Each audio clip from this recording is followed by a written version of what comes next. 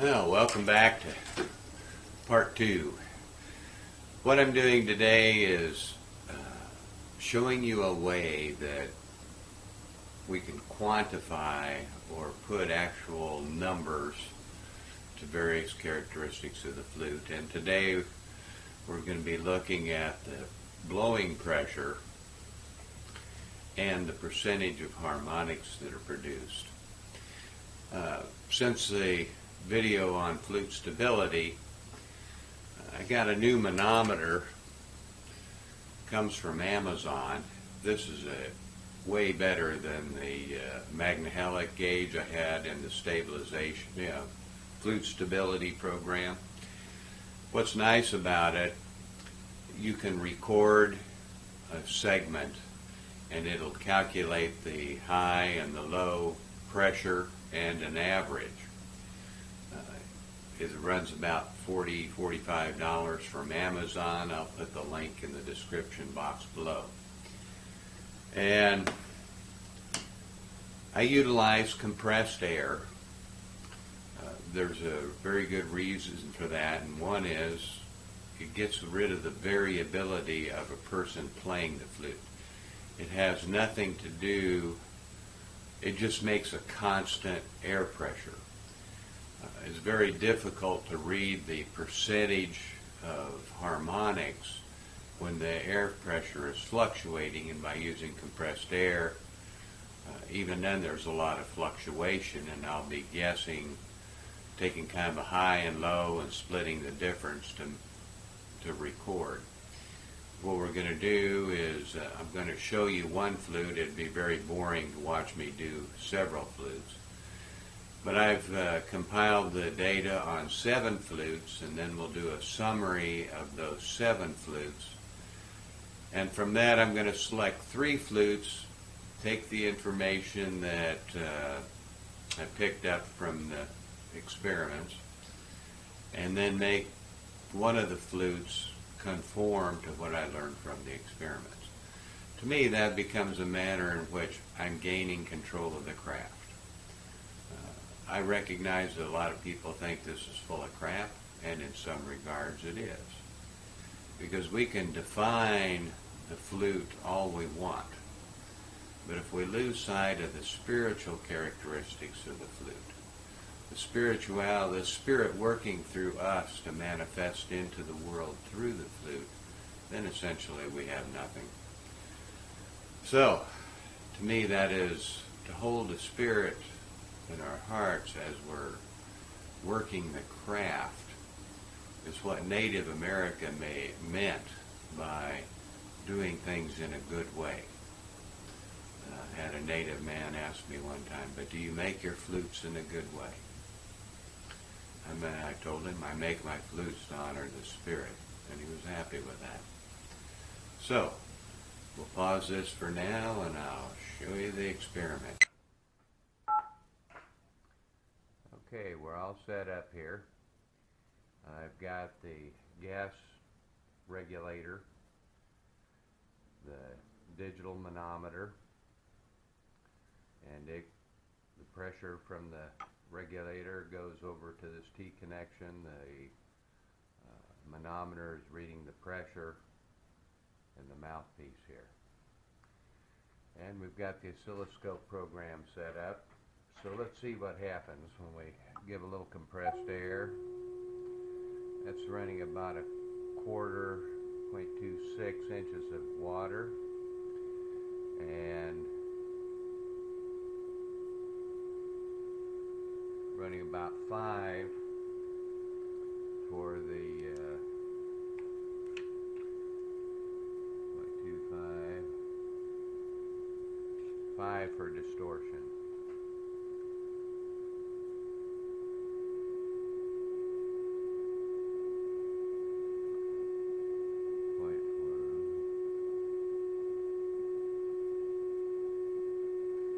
.40 and 8.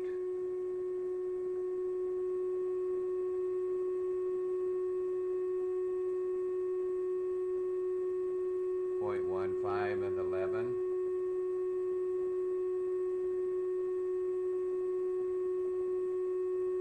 0.51, I guess that was.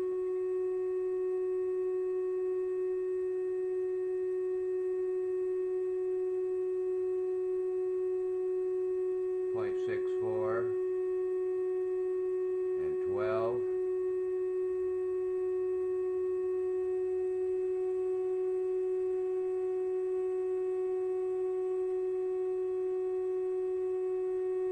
.80 and 18.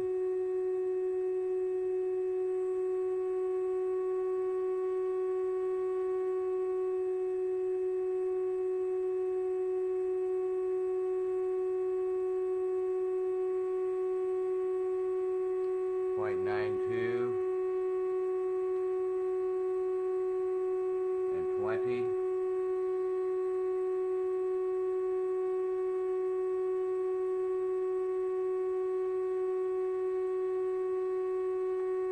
.99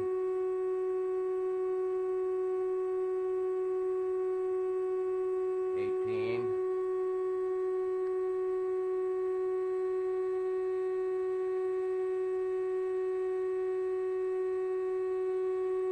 .09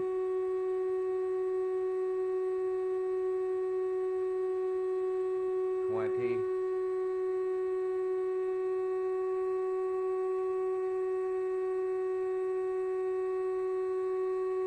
.22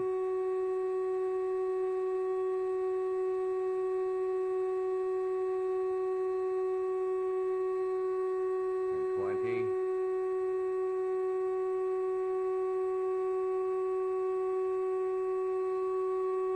.36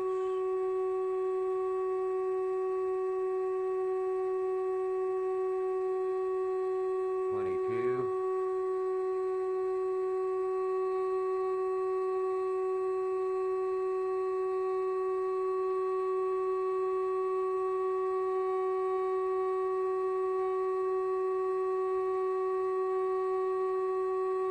1.48 and 45. It's about ready to break into the next octave.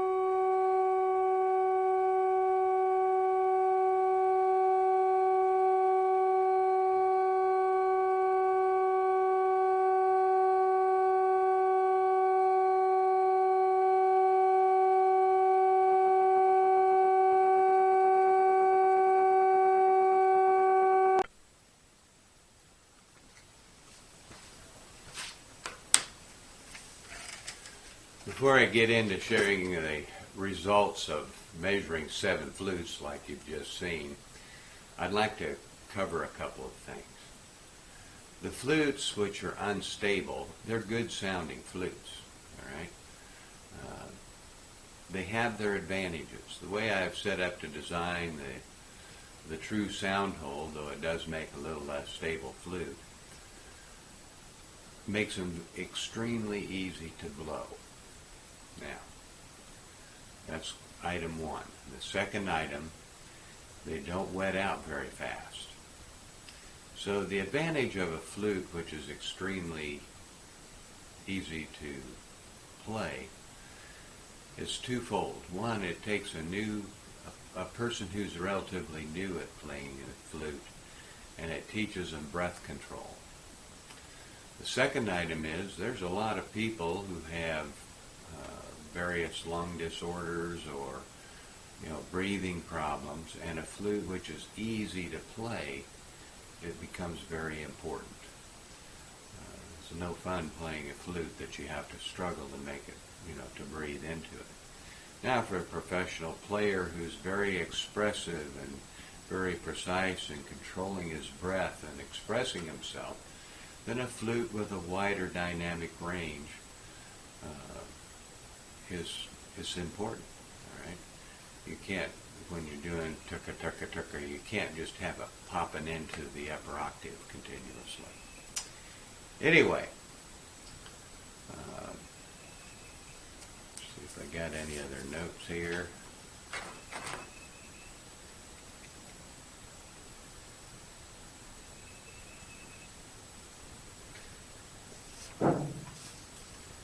So what I'm going to do, I'm going to show you 3 charts. The first chart is the result of the 7 flutes that I ran through this process that you just saw. Then I'm going to select 3 of those flutes and explain the importance of what I call the harmonic, percentage of harmonics as compared to the blowing pressure. And I'm going to show you what I have found that works very, very well for me. Then I'm going to take one of the flutes which is less stable, and based on that information make some adjustments and see if we can make it a lot more stable, then rerun the test and show you the results in that third chart. I cannot stress too much. There is no bad flute. There is no good flute. There is only the flute. Some flutes are nice for some people, other flutes are nice for others. And for example, when I have if I'm playing for other people, I enjoy a loud, bright flute. But if it's a time of thought, prayer, meditation, I'm just playing to myself, I like a flute which has more harmonics and a slightly different tuning.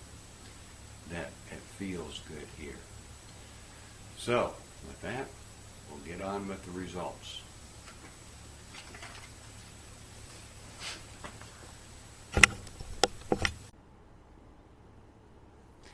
So, you've watched how I've done the testing of percentage of harmonics and breath pressure measured in inches of water. Inches of water is a very fine adjustment. And so I plotted them, I put the numbers into Excel, created this chart of 7 different flutes. I'll explain them here. The chart is breath pressure in inches of water, and it ranges from about a ½ inch of water to all the way up here around 6 or 7. Now, my experience is, and the readings that I've taken on my own breath when I play, is I typically will play from about 3/4 of an inch to an inch, oftentimes a ½ inch. All right. If I'm playing very, very loudly, I'd be at maybe an 1.5 inches. So that is my typical breathing range while playing the flute. Anywhere from a ½ to 1 inch is comfortable. Anything over an 1.5 inches, yes, for a short burst, you can hit 2 or 3 no problem. But to to play continuously at one of these high levels of say 2.5 or higher is very, very exhausting. Anyway, on the left side here is I called it percent harmonics. The oscilloscope called it percent harmonic distortion. To me, percentage of harmonic distortion is a kind of a negative sounding term, and the percentage of harmonics is more factual with less negativity around it. Anyway, flute number 1, which is this dark greenish color here, that is the first flute that I ever made, and it was just made out of pine. And you can see where it starts out, the harmonics are around 17%. As you move up to 1, it's over 40%.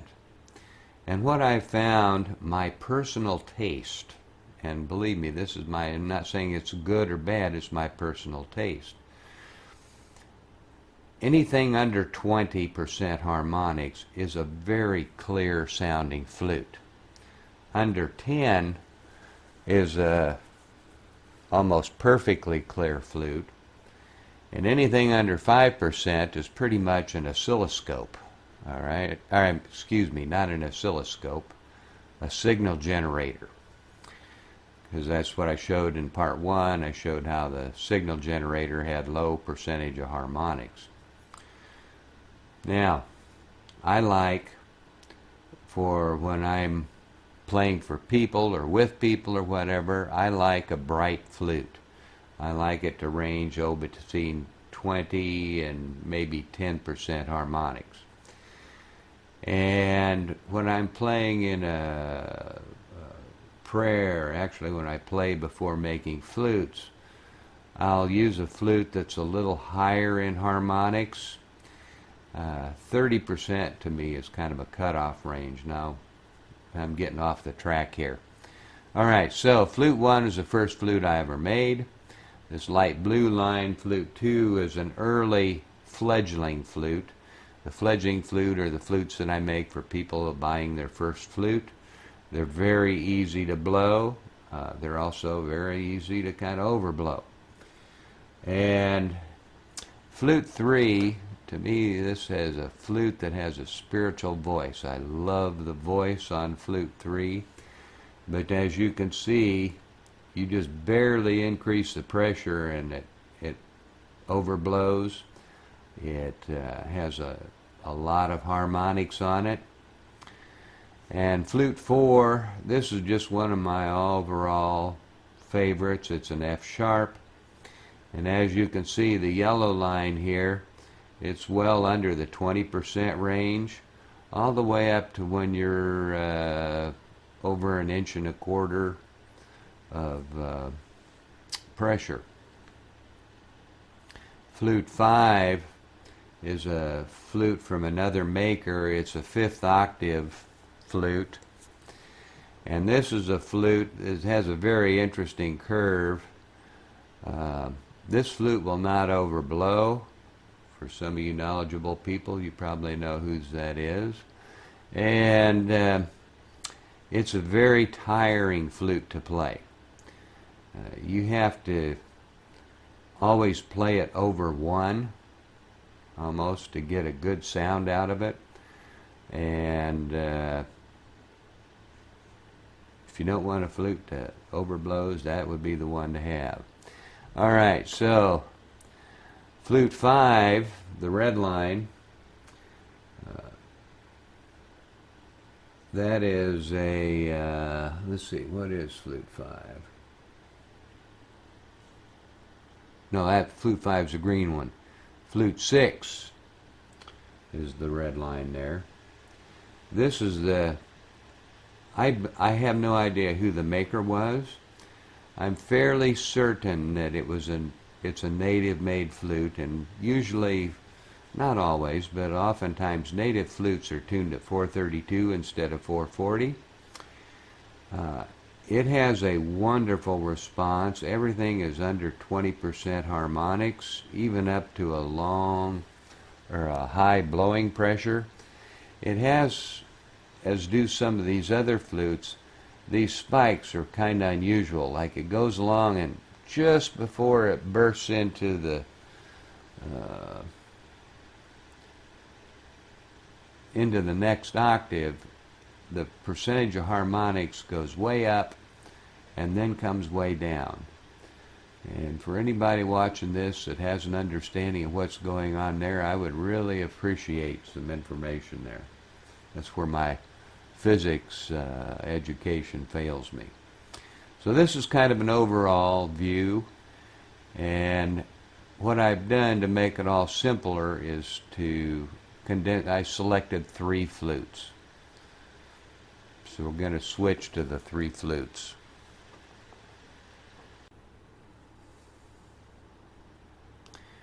Alright, to make things get a little more information and make things a little clearer, I selected 3 flutes out of the 7, and I'm representing them here. Flute 2 is the blue line, Flute 3 is the red line, Flute 4 is the yellow line, and Flute 4 again is the green line. And the reason I did this was I wanted to kind of check for repeatability, because reading the percentage of harmonics on the oscilloscope when it's flipping around, there's a lot of operator error there. So I kind of look at the low, the high, split the difference, and that's my reading. As I mentioned earlier, that's the reason I use compressed airs to kind of stabilize that number. And as you can see, it's somewhat similar through here. The second go around is the green. It gets a little bit higher than the first one, which is in the yellow. Then the other flute is Flute 3. That's this the Cypress G that's highly unstable, yet it has a wonderful voice. All right. And then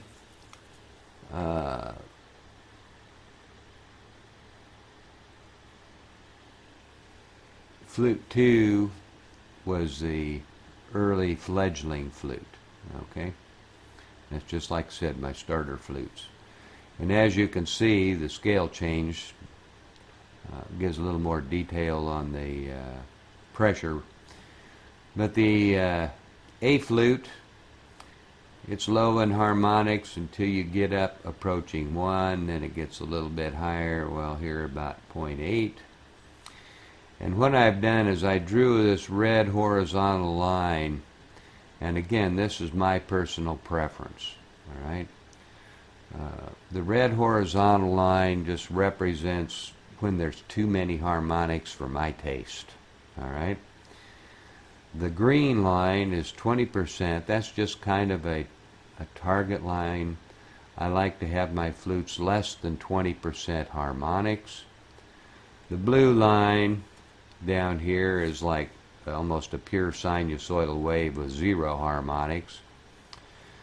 And then what I did, I took the blowing, the playing pressure, blowing, breathing pressure, whatever, and I marked from 1 to 2. I think that's a very comfortable range for a diverse group of players. Certainly the professional players are going to be periodically bouncing up in this higher range. New players sometimes will be way overblowing their flutes, and they'll always be in this range. That's why, like on this beginning flute, if you overblow it, you're going to be off the scale. It's not going to sound good at all. So it encourages the player to come back down into the more normal range. All right. Then all I did was I'm trying to come up with a target in order to say, all right, I'd like my flutes to fall within this range. And then these two black lines here and here, that just forms kind of a box. Ideally, a flute I make that I would call good enough to sell or whatever would be falling around in this, following in this box, excuse me. So from here to here, all the way over to here to here. I don't worry so much about any flute that's over 1.5 inches of pressure. Most people never play there. And at any rate. Then what I did was, Flute 3 is particularly interesting to me. I don't like this high instability. You just begin to play that flute and it goes bonkers up into a high percentage of harmonics. So what I did was I measured the flute depth, the width, and the length of these 3 flutes. All right. Now they're all similar keys. Well, they're really different, I guess. But we have a G, an A, and an F sharp. There's not a great deal of difference there. And I measured the depth, the width, and the length of the flute. That's the portion underneath the bird. I show the bore diameter for each flute. They're in the same sort of ballpark. The A is obviously a little smaller. The area at the flue where it's exiting between the body of the flute and the bird is calculated. So the area is 0.021 square inches for this unstable flute.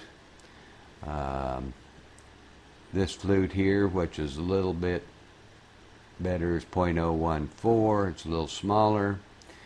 The flute that I really like, which I think falls into the range of what I call good flutes, is in the 0.018 range. And based upon a conversation I had with Brad Young and John Norris, they say I need to squeeze that air down. And that's part of what got all this evaluation process started. So what I've done is I've taken this G flute and I began squeezing down the flue as well as lengthening the length of the flue. So we'll go on with that chart next. We have flute number 3 that I have modified, and I'm going to walk you through the steps. This was, the blue line was the first, that's the data from the original test. All right. And as you can see, I had a flute depth of 0.037, which is very deep. Otherwise, there's a lot of air that's passing through there. And I also had a length that was very short, so I increased the length of the flue. So this is originally, and then what I did was I increased the length of the flue, and I also squeezed down to the flue depth to like 0.029. So that's the red line. Yeah, 0.029. And as you can see, the slope of this line began to drop. It's still unstable because you can't hardly get to 1 without it going, jumping into the next octave. And so I went a little bit further. I reduced the depth again to 0.026, and as you can see, that was a big improvement. All right. All of a sudden, the line lays right between those the box that I had created between the 20% and the 10% range. All right. It gets up towards 30%. So I thought, well, if that looks good, I'm going to go to make it a little bit thinner. So I went to 0.024. And just playing that flute, it had so much what I guess you'd call back pressure, it didn't feel good to me. And as you can see, it pretty well is in the same range as the 0.026. So I went back to move it up to increase the depth to 0.026 to make a more comfortable flute. Well, I think that about covers it. And if you have any questions, be sure to, send me some email, make some notes below, whatever. I would really like to discuss some of these techniques with other people. I recognize it's not for like beginning flute makers, and I'd like to have some feedback from more experienced ones. All right, so you may be wondering, why do I go to all of this effort to get control of the variables, learn more about the flute? Well, there's 3 basic reasons why I approach things this way. Part of it may be that early on I was an engineer. If I have a good grasp, let's see, how do I want to say this? I get my first note. The flute isn't turned. It's still a block. It has a bore. It has a true sound hole. I can fabricate a bird. And the flute is in a pretty raw state. as I'm tuning that fundamental. And once I have that done, I don't mess with that true sound hole at all for the most part. Well, many, many times I get the flute practically to completion, finish on it and everything else, and I find, this flute just doesn't do anything for me. It could be better than that. And I end up reworking, putting more work into it than I would have if I'd caught it early. So if I have a 1.5 by 1.5 block, yay long, and it's making that first note, and I begin to tune the fundamental, then I can run a quick check to look at the voice of the flute with the oscilloscope and measure the back pressure on it, determine how stable it is. It's far easier to make changes on a flute that's in a very raw state of construction than it is when it's fully finished, which makes for more time fixing mistakes. That's probably the most important reason I've approached it this way. The second reason for going through all this is to gain control of the craft. There is a lot of talk, there's a lot of hearsay, there's a lot of unsupported evidence. And, I find there's two extremes in the flute world. There's the makers who have all the engineering and physics behind them, and then there's the other makers who have no physics and engineering. They're just making flutes because it feels good. And what I'm trying to do is kind of bridge this gap. I know that there's some flute makers, this is all company private. It's like, I don't want to give my secrets away, that'll be competition. I say bullshit to all of that. The key is what was given to me. I have no doubt the Spirit led me into making flutes and getting them in the hands of people. And part of that was because other people shared their information with me. A number of them. So I would like to give back. I'd like to share that information with other people because quite honestly, I know the Spirit needs us. The Spirit wants to manifest itself through the voice of the flute, and it can't do it on its own. It needs a human person to be able to do it. And we need the Spirit in order to do it correctly. And to me, to share the information I've been given is it's fulfilling. It's giving back what was given to me. And that is a very native way. So, I can't say as you probably hope you enjoyed this video, but I hope it shed some light on different ways to work the craft.